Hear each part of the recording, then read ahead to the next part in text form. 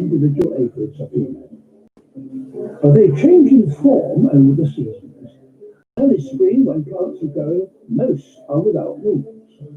With plenty of food on offer, they have no need to fly.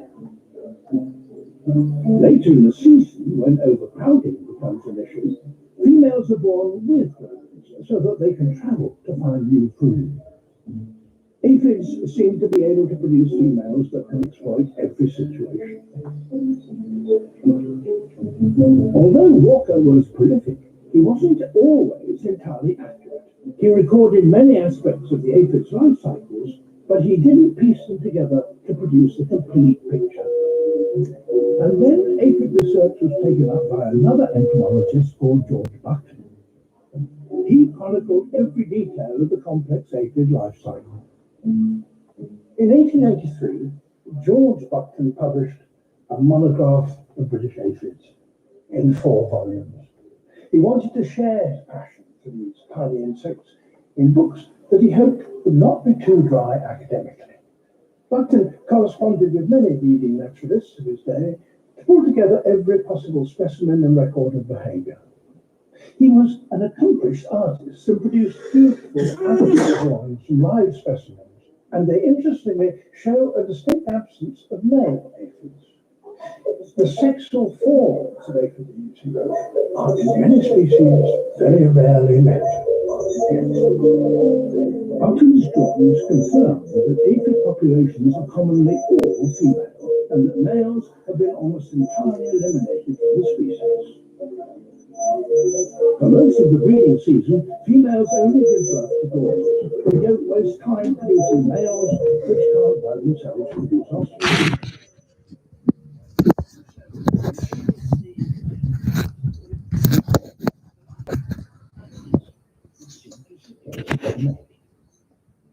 This demonstration is the female diameter. It's the largest species.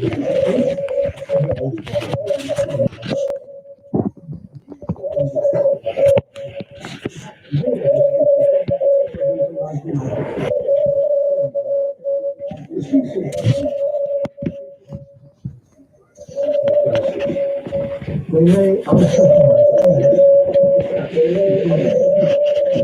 This method of reproduction has enabled it to extend its range dramatically. Much like a single female Canadian dragon arriving from an island, they start a breeding colony in a new area, even if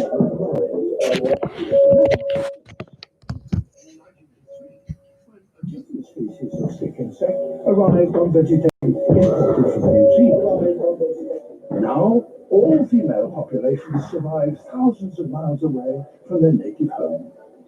These populations have no males and don't appear to need them. The females produce fertile eggs that survive the cold winters, and new females hatch out in spring. But without males, the population could become dangerously inbred. Aphid populations face the same problems, but most species have a twist in their life cycle that freshens up their gene pool. In the autumn, the aphid production line switches from producing just asexual females to producing sexual males and sexual females. At the end of the season, as the food supply wanes and temperature drops, there's a phase of sexual reproduction that produces eggs. These eggs will overwinter to produce next spring's new aphid generation.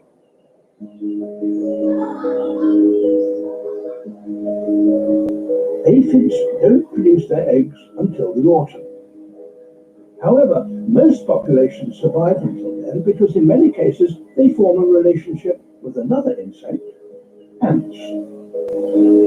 An aphid feeds by piercing the stems of plants and drinking the sugary sap. But sap contains far more sugar than the aphids can use, so they excrete the excess as honeydew. This is perfect food for the ants, and they keenly farm the aphids to harvest the rich liquid. And in return, the ants protect the aphids from insects that try to prey on them. So, without scalding them, the aphids have a good chance of surviving until the end of the year when they produce their eggs.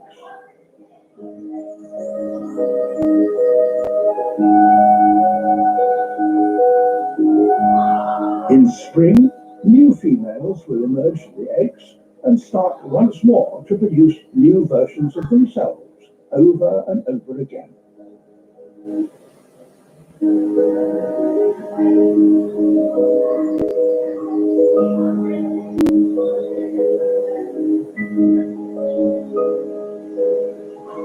And aphids have a final, almost unbelievable twist in their life cycles that greatly speeds up their breeding. They do something truly astounding. Even before they're born, they have embryos developing inside their bodies. Parthenogenesis, combined with this telescoping of generations, give aphids an extremely rapid turnover of generations. Like tiny Russian dolls, they just keep popping out smaller copies of themselves. A newly born summer aphid has inside her body her own developing daughters, who in turn contain her fully formed unborn granddaughters. So several generations of aphid overlap in time and space, and in one season, a single female can produce thousand upon thousand of cloned females. Aphids' lives are varied, often complicated, and truly amazing. They can change plant host, change their form, and alter their method of reproduction. In the spring, females hatch from eggs and produce several generations of wingless females. Their numbers grow and they produce winged females that can fly to new food and rapidly produce even more females. In the autumn, the sexual forms of both males and females appear, which mate and lay eggs, which then can survive the winter.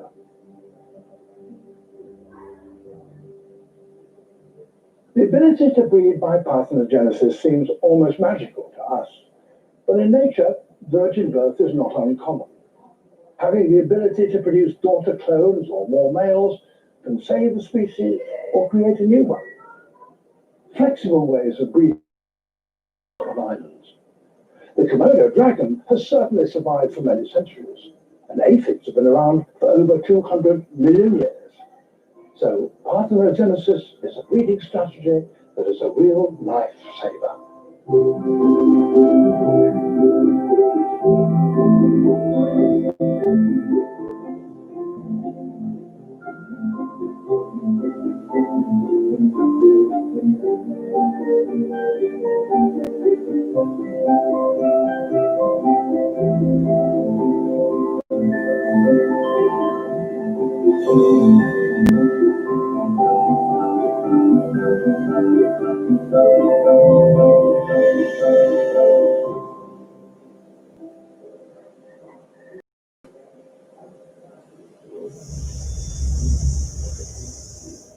The sun is going into overdrive.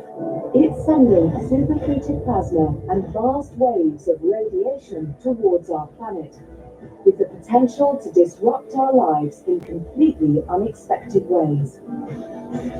I'm Kate Humble. And I'm Helen Chersky. Together, we're going to unravel what's happening to our sun. Sort of terrifying, actually.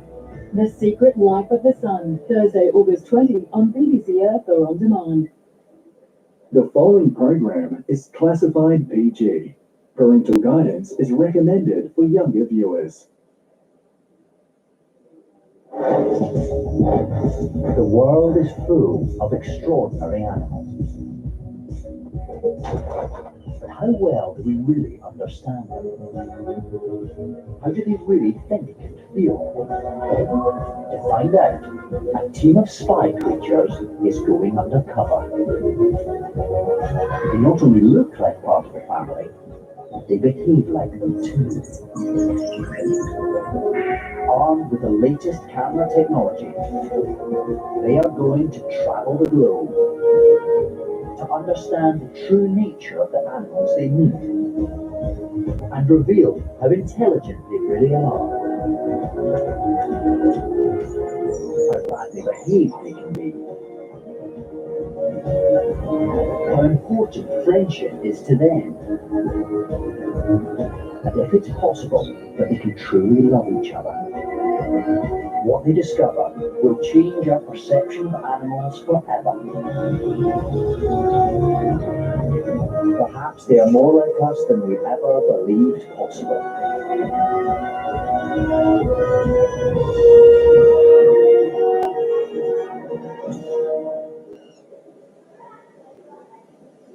When it comes to solving life's problems, just how clever can animals be?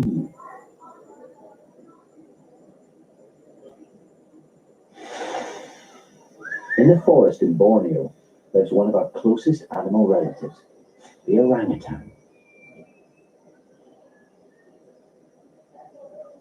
These great apes share 97% of our DNA.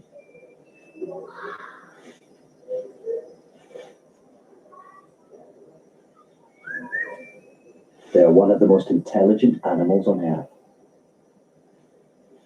To film the behavior of these shrewd primates requires an exceptionally lifelike spy creature.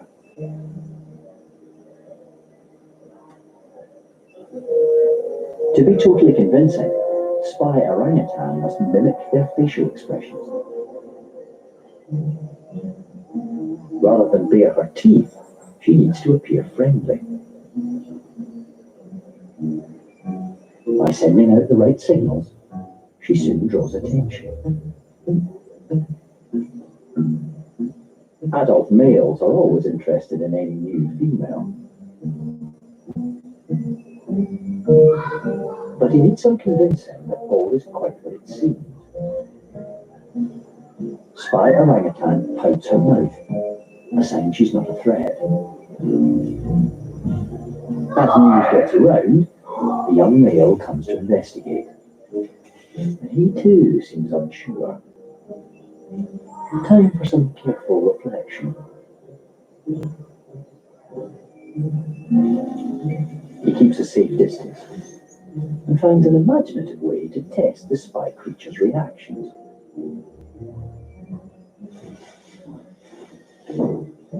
It's a somewhat unorthodox way to make new friends.